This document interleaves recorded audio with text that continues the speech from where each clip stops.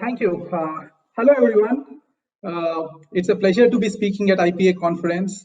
My name is Vamshridhar Reddy, and I'm a partner with McKinsey and Company.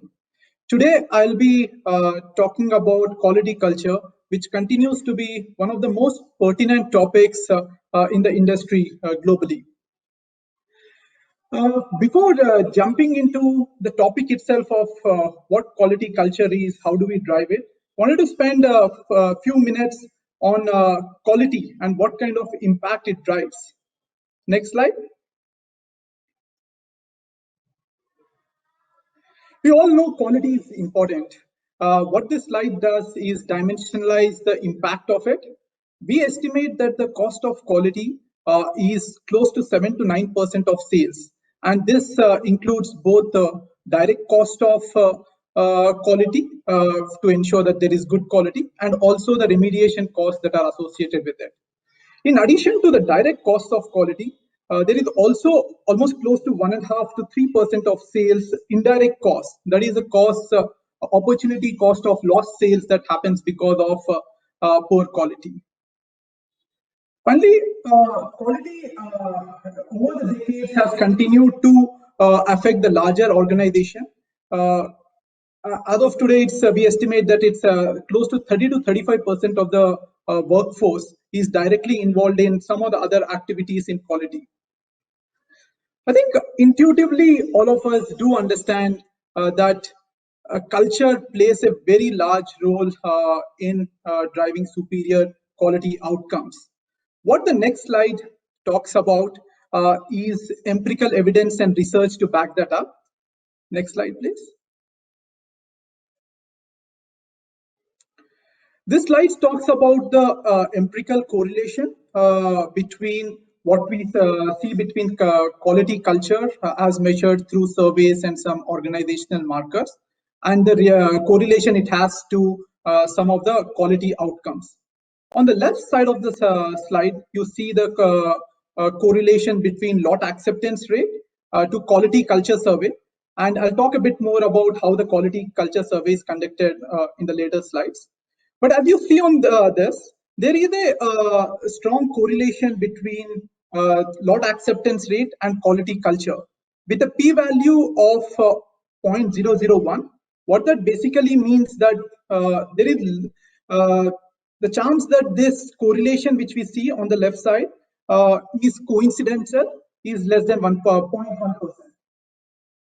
Also, the R-square for this correlation is 0.29, which basically means that 30% of the variability in lot acceptance rate is explained by quality culture. We see a similar kind of correlation and impact of culture on other quality outcomes. Couple of them called out on the right side of the slide, be it on kappa effectiveness and recurring deviations. We see a significant difference between organizations with a superior quality culture over 80% and the organizations with a lower quality culture scores.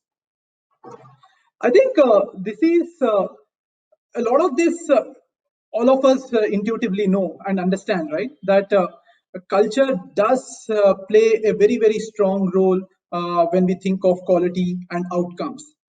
But even then, as we look around, both in India and globally, see a lot of organizations end up struggling building this kind of a robust quality culture. Why does that happen? Next slide, please. In this slide, we've tried to capture some of the common themes and the challenges which we've seen organizations grapple with as they try to build a robust quality culture. I think first it starts with who owns quality. And while there is a lot of discussions around it, but if you are very honest, I think it still comes down to quality function, and it is seen as a necessary burden, right?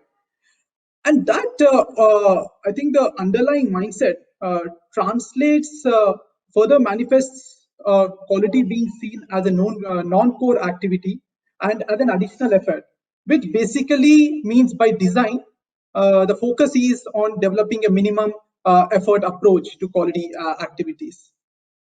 I think another pitfall we've seen is on the approach and the mindset which with capability building is taken up. More often than not, what we see is it ends up being a check in the box instead of truly taking a learner at the mindset kind of an approach to building capabilities.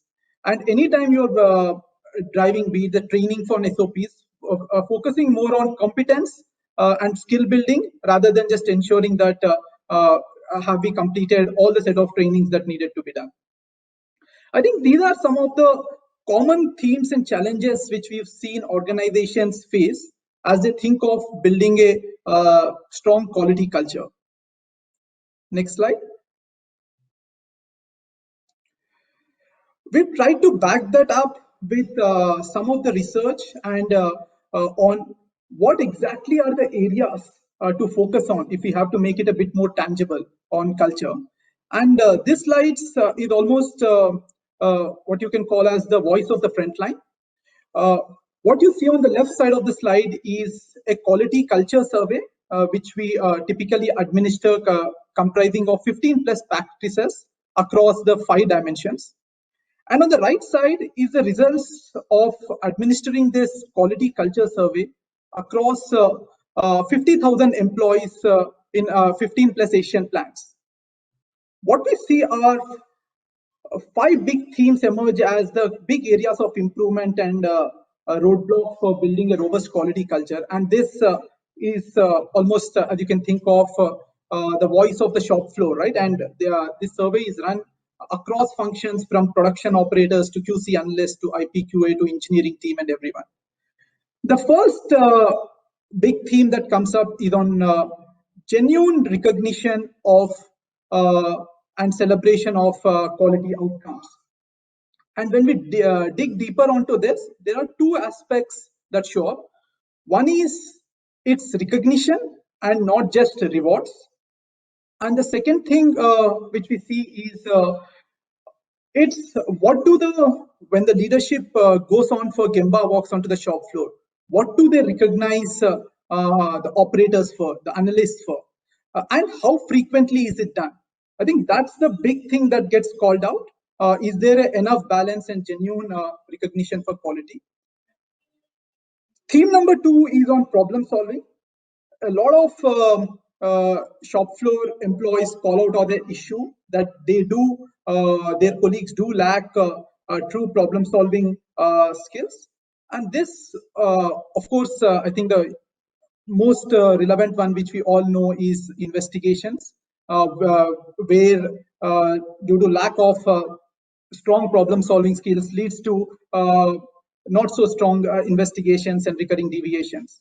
But in addition to investigations itself, this shows up in multiple, I think lack of superior problem solving skills shows up in multiple day-to-day issues too. For example, if there is a deviation or a non-adherence to an SOP, which is, let's say, a supervisor observes, how does he react to it? Does he come up with some superficial interventions, or does he go very deep, getting into the 5 why of it to understand what's truly driving that behavior and trying to fix it? The third one, and this is something, a very common thing we see across organizations, is on collaboration. That comes up as one of the others big area for improvement. And when I talk about collaboration, and this is again across functions, right? Production and QC, IPQA and production and engineering, does come up as a very common theme on area of improvement as we think of capability building. And finally, how seriously the organization thinks of any quality improvement suggestions that come from the shop floor, and the kind of open environment to have dialogue, where the last 2 things that show up, right? Moving on.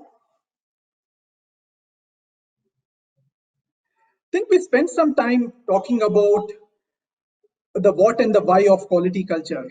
What exactly is quality culture? What are the different dimensions as we think of a good quality culture? And also, why is it so challenging to build one, both from across organization level as well as broken down to what the the shop floor employees think about it. I'll switch gears now and talk a bit about the how of it, which is how do you build a pan-enterprise robust quality culture. Next slide.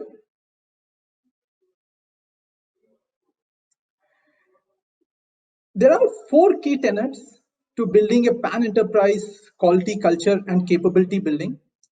The first one is focusing on underlying mindsets and behaviors instead of just the quality systems and processes. This forms the very starting point of this entire exercise, which is basically, are you going deep when you are looking at the kind of behaviors that you see, which are getting demonstrated? If that's the tip of the iceberg, are you able to go deeper and deeper to understand what are the mindsets that's driving that behaviors?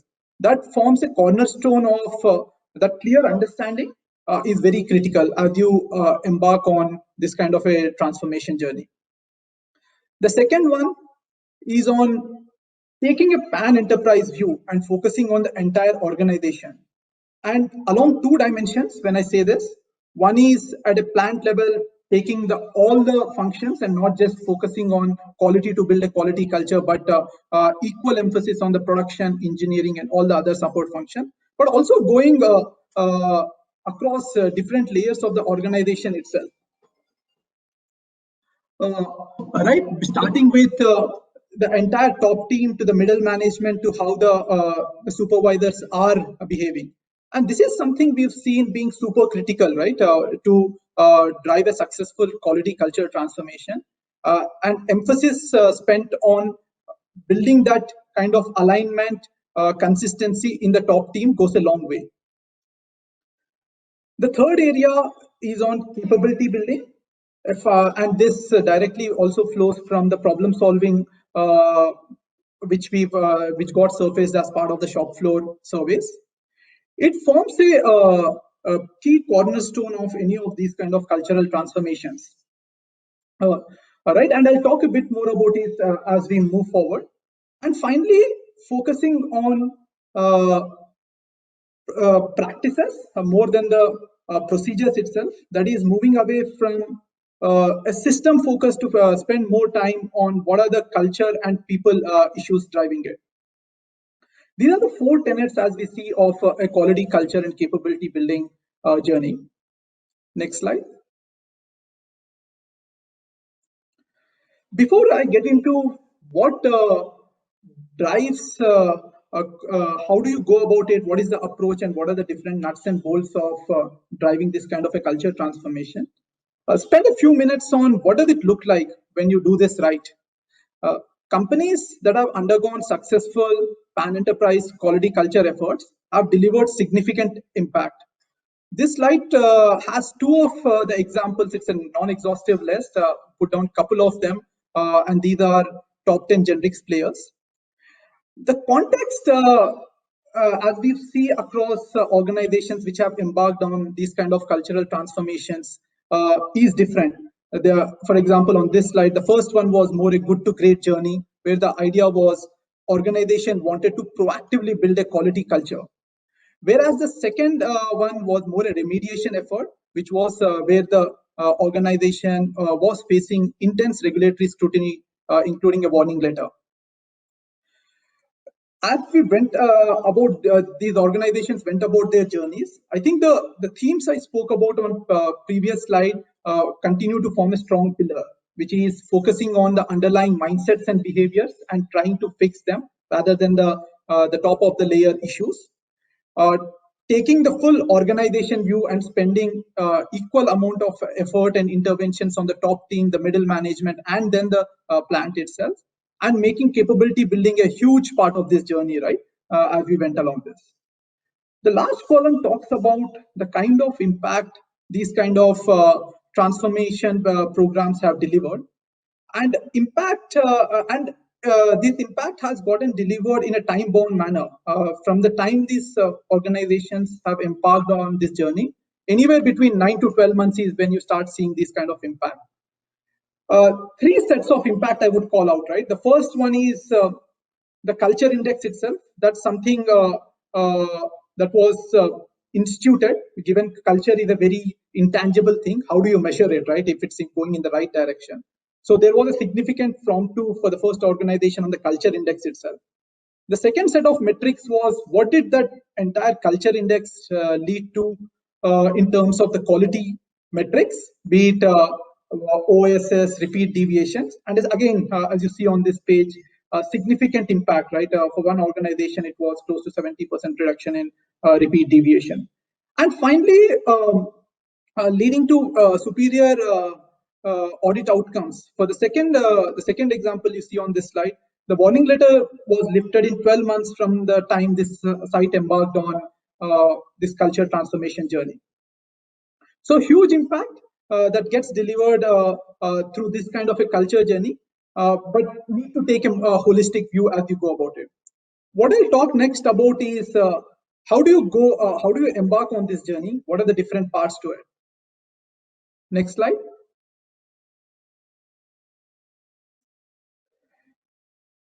We believe it's a three-step process as you think of a culture transformation. Step one is to start with a very comprehensive diagnostic to benchmark what is the current performance. Again, 3-4 elements to it. You start with a holistic benchmarking of the patient outcomes against industry performance using benchmarks like POBOS. The next is you would administer a quality culture survey, which I spoke about, which has 15 plus practices to quantify where the quality culture practices stands for this organization.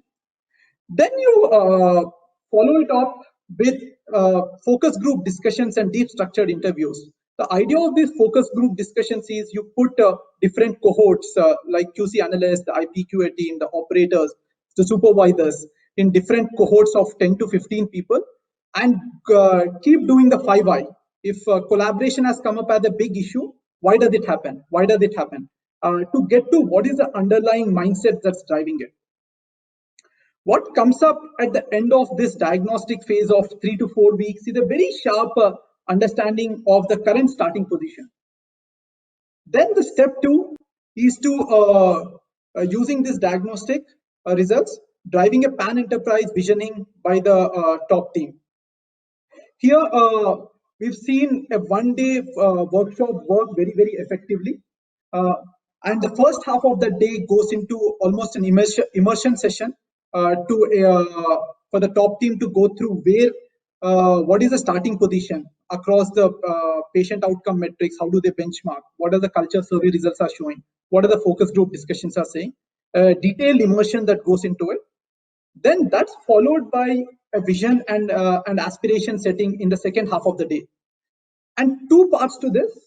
First one being organizations, it has to be at the end of the day a very aligned top team cross-functional vision. And secondly, this vision needs to talk very closely to the overall organizational strategy. Otherwise, it doesn't stick and sustain for the next few years. Once you come out of this visioning exercise, which is aligned cross-functional team, then step three is to drive, do the intervention design, break it down, make it very, very tactical for the shop floor so that it's very consistent.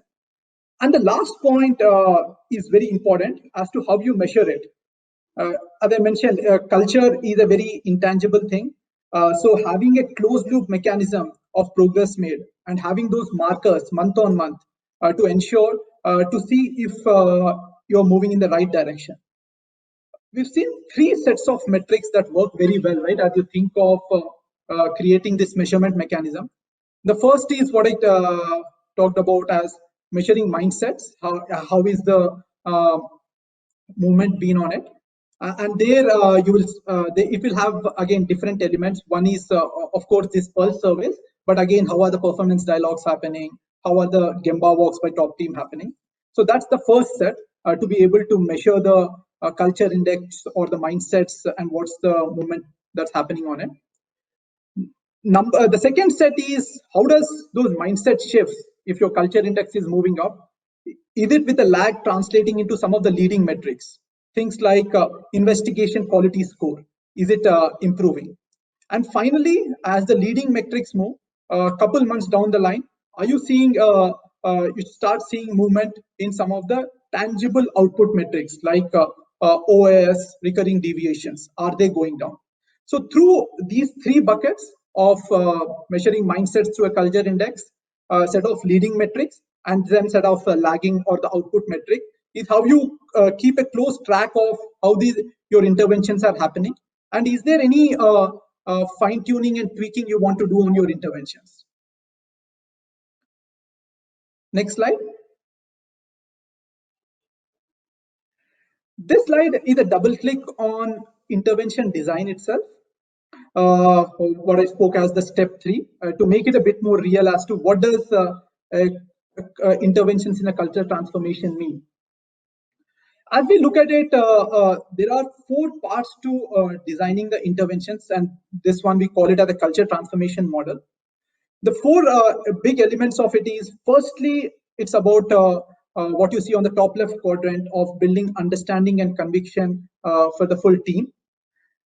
Second one on the top right quadrant is ensuring there are processes and reinforcement to drive the cultural interventions which are putting in place. The third one is building capabilities and skills. We spoke about that continues to be a big part of culture building. And finally, on the bottom left is role modeling. How is the role modeling by top team done? I'll go through each one of them to bring some flavor to what exactly these interventions mean and how do you roll it out. Starting with the top left, building conviction and understanding of what this is all about. I think this is a very important step. As you get onto this kind of a cultural transformation, a very clear change story that's crafted and aligned forms the starting point for a cultural transformation. Once this change story is crafted, you refine and ensure that it's very tailored to the organizational context. Then you design a very comprehensive communication and energization strategy around it, the change story. And a communication involves almost 4 elements as we think of it. The first element being what are the different modes in which you want to communicate as to what you're doing, what is the change story, why we are doing this. And the modes could vary from very offline like emails all the way to doing town halls to using digital media, digital posters, right? So that's first, thinking through what are the different modes you want to use. Second is for different cohorts, what kind of communication is needed. What's the communication needed for middle management? What's the communication you want to be doing for your plant heads, HODs, and what's the communication you want to be doing for your shop floor? That's the second element against which you think of your communication strategy. The third is how frequently, what is the frequency of your communication? Should it be a week, fortnightly newsletter? Should it be a once every 2 months kind of a monthly emails that come from the top team? So just thinking through the frequency across different cohorts of different modes is again very important. And finally, having a right balance between traditional and digital media for communication. A personalized letter to family members versus when you want to use digital walls to celebrate people. So, and there is, as you can imagine, within each of these 4 dimensions, a lot of detail that goes into developing a robust communication strategy. Moving on, the second one is on processes, and number 2 here is one of my favorite, which is building a robust lab and shop floor management systems, right? So that you are able to empower the shop floor. Here, what we've seen work really well is ensuring that you're at the shop floor level, you have cross-functional representation, almost what we call as quality circles, where on a production floor with operators, you have IPQ and engineering joining it. And ensuring that all your performance dialogues are very, very targeted and across and along a very balanced set of metrics that get discussed. Number three, we spoke about having a very well thought through recognition program to truly celebrate quality. The bottom right talks about the capability building and on investigations, problem solving, and for the middle and for the managers and supervisors, some of the managerial skills and empathy. That again is a very important part.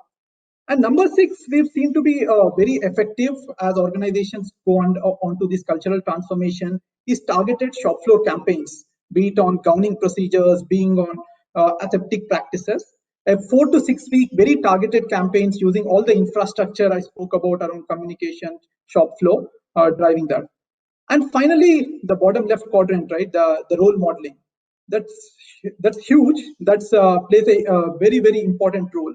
Anytime the top leadership or the plant head or the HODs are walking the shop floor, the kind of things they recognize employees for goes a long way in shop floor operators' mindset as to what do they truly believe and value. So putting in place a very structured Gemba walks and doing trainings as to how it needs to be done forms another big part of it. Next slide. So those were, I think, a big set of interventions. And this is my final slide. At the end of the discussion, wanted to leave with you a few learnings which we've seen across global organizations that have successfully driven pan-enterprise quality culture efforts. The first one is starting out very aspirationally and taking a stretch aspiration as you're doing your visioning exercise. It's always good to fall short of a stretch aspiration than over-delivering on a modest target. I think number two is tailoring the effort to each organizational unit. What we've seen is the interventions I spoke about on the last slide to a large extent might remain same, but every plant has its own context and nuances they are grappling with. So customizing the intervention to meet their specific context is very important. Number four talks about a very strong central team while everything happens at the plant, but having a conscious keeper or central COE, which is able to drive learnings across the plants is very important. And finally, I'll spend a minute on the last one, number seven. More and more, we are seeing organizations as they embark on these culture journeys, leverage digital and analytics heavily, be it through using gamified capability building through apps for capability building on investigations, problem solving, or using advanced analytics for mass personalization of change, which, as you can imagine, plays a very big role in culture. That's all I had. Thank you very much.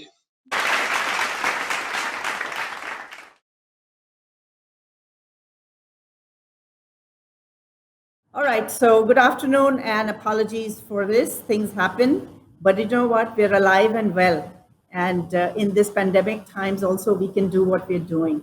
So let's begin with the quality culture.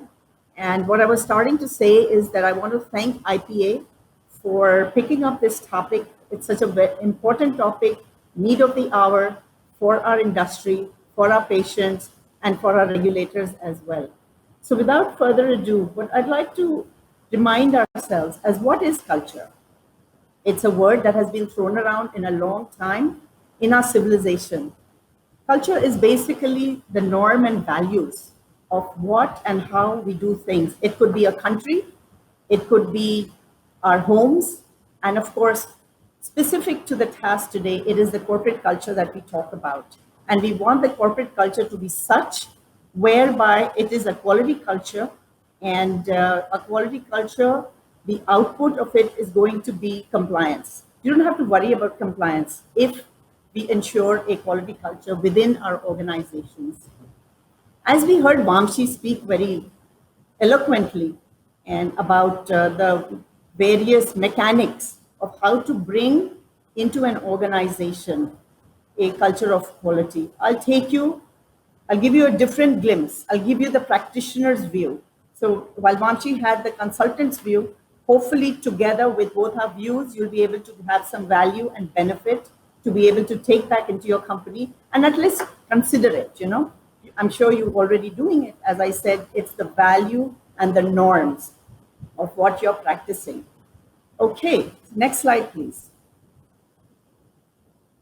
Thank you. So where do we begin? We begin from the top. Everything begins from the top, like our body, straight from the head, right? Head to toe. So we're going to begin from the head. And the head in our context is leadership. Who is the leadership? What is the behavior? What is the mindset? And what is the kind of structure that is within the organization to get towards a quality culture across the organization? The next pillar is the involvement, the ownership, empowerment. You've all heard all these words, but let's see how we can fit all of this in the next 20 minutes. So when you close this session, at least you'll be able to think about what is this new buzzword about quality culture. And by the way, it never came in print in the regulation ever. I think the first time that things were being discussed was back in 2009 and 2002.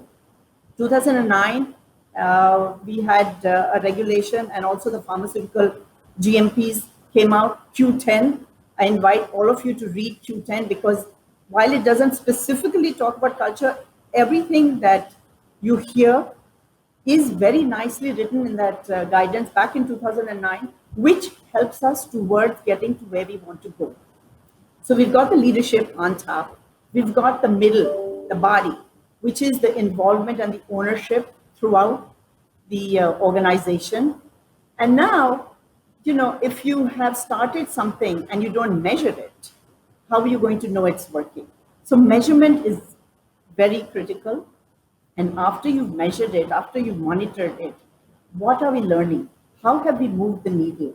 Are we better tomorrow than we were today? And are we better today than we were yesterday? Next slide, please. Okay, this is my favorite slide. We don't need any other slides. This slide is the most important slide. And I'm speaking to leaders. I know everyone listening to me is a leader. It doesn't matter the level you are in, the leadership is most important. And it could be we heard about the quality risk management, we've heard so many different topics, we heard about cleaning, we heard about a variety of topics, right? But it starts from the top. The leader is the most important person in an organization. Just like in our family, the head of the family is most important. What the head of the family, he, she, whoever it may be, is what is the norm that they want to put in? What is the vision? What is the language? All of this is going to help change the mindset of the people within. Now, when I say, why am I paying so much emphasis to leadership? Messaging has to be clear, consistent, and our action has to be consistent with our words. Otherwise, there is no credibility. For example, I'll use a tiny example, which I'm sure will resonate with most of us. A leader comes to let's say it's end of the quarter, and we all are for-profit organization. And the leader says, I want this lot. I need all these lots to be done by the end of the quarter. The leader says that and walks away. People on the shop floor are listening. I got to do this by hook or by crook. So what did the leader do? The leader expressed what they wanted, but the leader forgot to mention. And it is not because the leader wants people to be jumping through hoops and taking shortcuts or whatever. The leader, half the message was in the head. It wasn't clear. I want these lots at the end of the quarter, but don't take any shortcuts.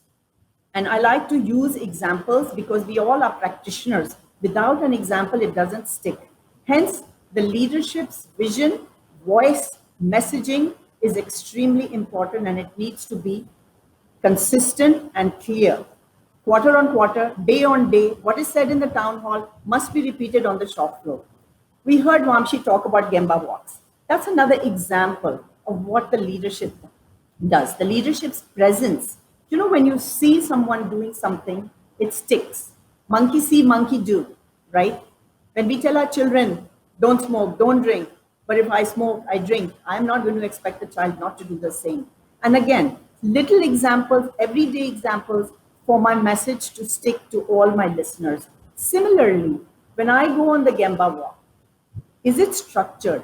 Am I recognizing people? Am I pointing out what's good, what is not so good, then and there? This gives a very strong message to those around. Extremely important is the speak up culture. So while the leader can say, I want this, I want that, I want that, these are the norms, this is the sandbox, this is the boundary, don't cross the boundary, all of that the leader may have said. But I, as a leader, have I created an environment where it is a speak up culture, where someone can raise their hand and say, hey, I messed up, I made a mistake. You know, in New York, MTA, the Mass Transit Authority, there are lots of signs. It says, you see something, you say something. So the ability for people to be able to speak up, while I'm saying this, right? But does it really happen? And hand on heart, all leaders have to ask, have I created an environment where the junior most person can tap me on the shoulder or send me an email and say, this is not working, or this is what you're saying, but this is what is happening. So I kid you not, the speak up culture is extremely important. It works hand in hand with the leadership's message. And focus on the behavior. While all of this is what we want, how do we get it done? We need a champion. And I'll be happy to share with you that everything that I'm talking to you is something that we're doing in our company as well. And you don't have to do all of this yourself. There's help available. We had Vamshi help us, a big deal. But you have a program champion, a dedicated team. Put your money where your mouth is, because an initiative such as this, which you can't measure, you can't see, because it's a little bit loosey-goosey, I would like to say, a little bit less finite, it's subjective. You need a champion who's going to drive this for you. Dedicated team who's going to drive this for you. That means you're serious about this quality transformation or quality culture, whichever word resonates with you. Next slide, please. Next slide. Thank you. So now we've got the leadership intact in place. We know what the leaders have to do. And mind you, each one of you is a leader. I know I've said it before, but you're going to hear me say this again and again, because I notice often what happens is we like to push things up. Don't push it up, own it. We also hear a lot about the word empowerment. Often I hear, oh, I can't do this because I'm not empowered, whether it be in my company or whether it be in your company. I have lots of colleagues I talk to, and this seems to come up again and again. All the speakers in every program, seminar, they'll say, empower your people, empower your people. It's a two-way street. I empower you, but you got to take it. And I pause. I empower you to take decisions, to make decisions, to do what you have to do according to your job description. But did you take that ownership? If you don't take it, the circle is not complete. It's a leaky circle. Now, we also heard the Vamshi talk about, let's see what the baseline is. Unless I know what the baseline is, I won't know how far my journey is going to be. Because my friends, it is a journey. The destination is far. Quality is not the job of those who have quality written in their title or job description. Quality is everybody's job. I mentioned to you Q10. It's spelled out very clearly. Quality and safety. Q10 doesn't talk about safety, but I'm adding it because it's, again, very close to my heart. Because the behavior you need for safety is the same behavior you need to have a good quality organization. And a good quality organization builds a quality culture, which gives you a compliant organization. Another important thing is no blame game. Own it. We're all big girls and big boys. Do I own my error, or do I say this happened because someone else didn't do and didn't do and didn't do? And again, guys, these are very simple things. They may sound simple, but this goes to the heart of building the culture that we want within our organization. Next slide, please. Okay, so we've talked about the leadership, we've talked about the middle section, which talked about be involved, no blame game, quality is everybody's responsibility. We've talked about doing a baseline of where I stand. And all of this is going to lead into something that I can start to see, feel, and touch. Because earlier I said it's subjective. Culture is subjective and it's unique and it can't be copied. A culture what is in Google, Amazon, or a pharma company or a clothes company, I'm sure it's a little different because the end result is different. But in our organization, in our industry, the rules, the framework, the construct for all of us is the same. So there's a lot of similarities in the culture that each one of us is trying to build and should build, because we want a sustainable organization. We want an organization that is going to be producing safe and effective medicines, not one day, not 2 days, day in, day out. And while I say that we must have a quality culture, I also must emphasize is that a quality culture doesn't only mean looking at compliance and looking at SOPs and just getting bogged down with the SOPs and the processes. A quality culture takes into the understanding that I'm going to make safe, effective product, which is going to be delivered in time, on time, in full, with highest quality to the patient, because I don't want to create a drug shortage. And it's important because sometimes we may skew either way, but we have to keep the balance. The balance must be maintained. A quality culture by no means means don't produce, don't have an efficient operation. It does not mean that. And I don't want any ambiguity in anybody's mind. So how are you going to measure this? Okay, so I've embarked on this quality culture. I know I've done a baseline. I know what my people are saying. I know what my people are feeling. I've done this baseline with focused group interventions, done lots of interviews. So I have a pretty much feel of what my organization feels. I also know what I want it to look. I want to have an organization where I don't have a back order. How am I going to prevent a back order? By making sure all my input, everything, it could be your raw material, it could be your qualification, it could be all of that. But the most important input is us, the people, our mindset, our heads, our heart. And what do we get? What is the output? The output we see, I'm going to say a bad word, deviations, OS, non-conformances. Yeah. You know, the list is so long and we know all of those. So we want that score to be low. And in order to get that score low, my quality culture index has to be high. My mindset has to be such that people understand that in order to have a sustainable operation, to have something that I don't have to worry when, doesn't matter which regulator walks into my factory, it's okay. Because what I'm doing is within the realm of the guidance and I'm doing better because my friends, you know, GMP is the minimum requirement. I ask all of us to be above the minimum requirement, which is good manufacturing practices. And this whole culture building is going to give us that, and it is above the GMPs. I am going to see better scores. I'm going to see better investigations. I am going to see lesser deviations because my people are mindful. They're mindful of the leader's vision. They're mindful that my leader said to me that I want an operation that is sustainable. I want quality product every single time. I don't want it once, I want it every single day. And it's the behavior that we carry with ourselves every day that we come to work and outside work.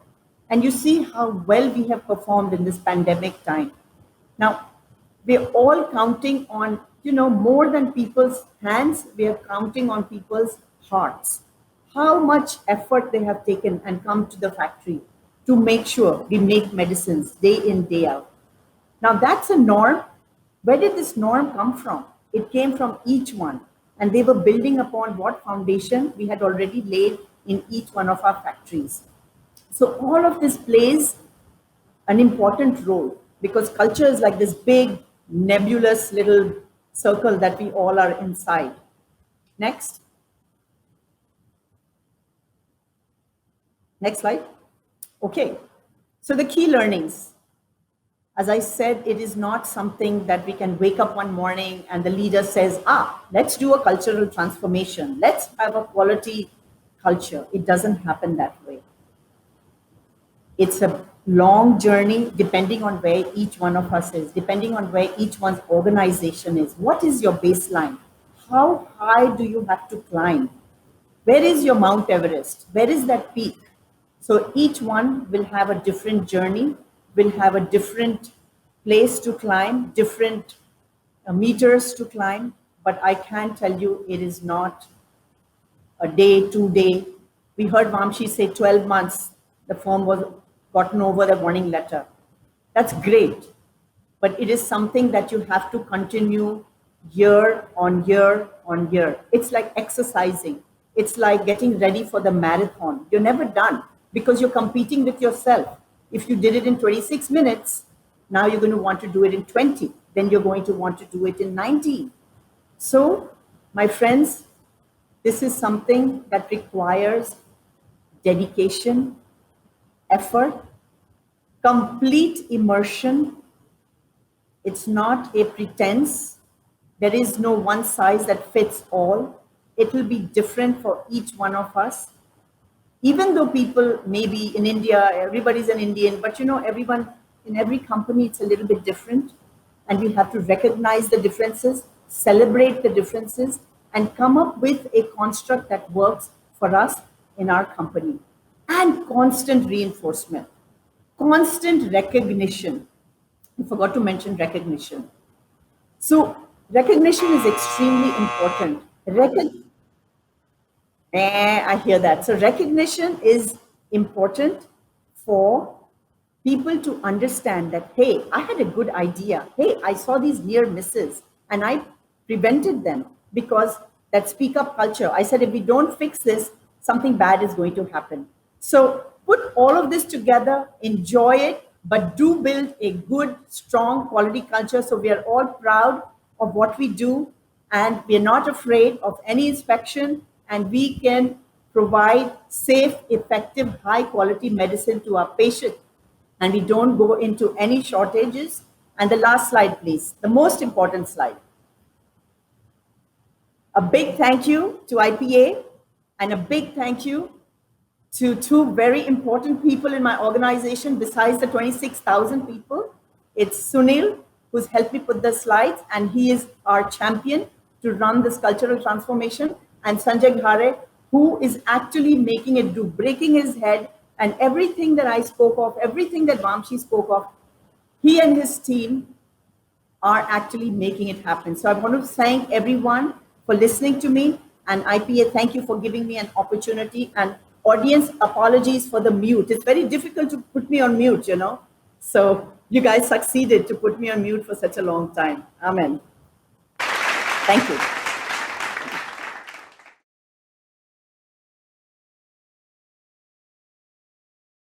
Thank you, Vamsi and Ranjana. I think both presentations were in the parallel lines and very good. I think that shows if culture has to be changed, one has to think in similar lines probably. I think there are a few questions. We have a little bit time, so I'm going to hurry it up because we have got only 5 minutes actually. So Vamsi, first question is to you. Has any survey like POBOS is done on quality culture across the globe? And what are the results? How does India compare there? No, Are you able to? short answer is yes. Short answer is yes. Are you able to hear me? No, not yet. Can you speak it up again? I was saying the short answer is yes. There is a culture survey which we administer globally. What I had, am I audible? Yeah. Yes, you are. Ranjana wants to add something. Ranjana, you want to add something? No, I said he's audible. Yeah. And Perfect. And I was saying, Vamsi, how does Indian companies fare on this quality culture survey? I think there will be some differences, right? What we see. I spoke about on one of the slides on when we did it in Asia and predominantly India. What are the 4 or 5 big themes that show up? I think the themes, some of the themes continue to remain the same. I spoke about recognition, I spoke about collaboration, empowerment, right, and what kind of capabilities they are there. There are nuances based on the culture itself, right? The empowerment and the entire difference to leadership. There is a difference what you would see in an Indian culture versus maybe in a US or a Europe. So those are some of the, there will be some differences, but some of the common themes continue to remain same, right, as you think of culture. Thank you, Vamsi. I think there is one question from Mala Dharmaraja Shivaramakrishnan from Sun Pharma. And this is for Ranjana. How do we influence pickup culture? How do we influence? How do we influence pickup culture? Speak up. Oh, speak up culture. We influence it Yeah. by administrating what we do. So we have to have listening skills. So every leader has to be able to listen to what people are saying, because sometimes we have our minds made up before we've finished listening, or before the person has finished speaking. So we must increase our listening skill and then act upon what we are listening, and that's how we'll get a speak up culture. And people should not be reprimanded for bringing up something bad. Don't kill the messenger. Listen to the message, don't kill the messenger. Yeah. Thank you, Ranjana. I think one more question. How much time does it take to do this cultural transformation? And are the results immediately visible, or if you also get warning letter after doing the cultural transformation? That's the one of the questions. So I think warning letters is a bad word and we need to eradicate it. And I hope everyone's listening to me. And I think it can be done. I think it is different time frames. It's really being serious about our business, everything. And we have thousands of activities going on every single day in a variety of places. And that's why this 12 months, I said 12 months is great, but I don't think it's a 12 months journey, because we are trying to change people's DNA. And in fact, I am puzzled because in India, it should be easier because, we are so religious and everywhere, every tree has a little mandir in it. So we are a compliant, I would say, cultural people. So for us, it should be easier. It should be easier that we go and do what we're supposed to do. That's my belief, and I'm going to stick to my belief, because you have to believe. Only then will you have faith, and if you have belief and faith, will you see results. But yes, you can see results, but only if you're serious and honest about it. I think Absolutely right. Yeah. Okay, Vamsi, please Sorry, go ahead. Go ahead, No, I Vamsi. was just going to echo Ranjana's response, and I think only other thing I would add, absolutely right. I think you would start out with a 9 to 12 month, but it's an ongoing journey, right? Anytime you take the pedal, foot off the pedal, you slip back. So, and to the last part of the question which you asked, Shirish, I think if you're driving this in a plant, almost there are a set of markers, right? There are in the first 3 to 4 months, if you're driving a right set of interventions, you should start seeing some improvement on the mindset, the culture, the survey. That should translate into month in 5 to 8 into some of the leading metrics. And finally, post that is when you start seeing some markers move on the output metrics, right? But there is almost a leading metric and then the lagging metrics movement. Thank you, Vamsi. I think, Ranjana, what I wanted to tell you, we go to the temples and other thing, it is more God-fearing than God-loving. That's the difference between the two cultures, probably. But even if you have fear, then let's follow. So let's follow. Even if you have fear, then follow out of fear. If you don't follow out of love. Okay. But speak up. I think close the session. We have time is less, but we'll send some of the questions which has come to you. You have to answer it. We'll send it to the participant. Thank you very much for this nice My session. pleasure. Thank you very much. Thank you. Thank you. Thank you.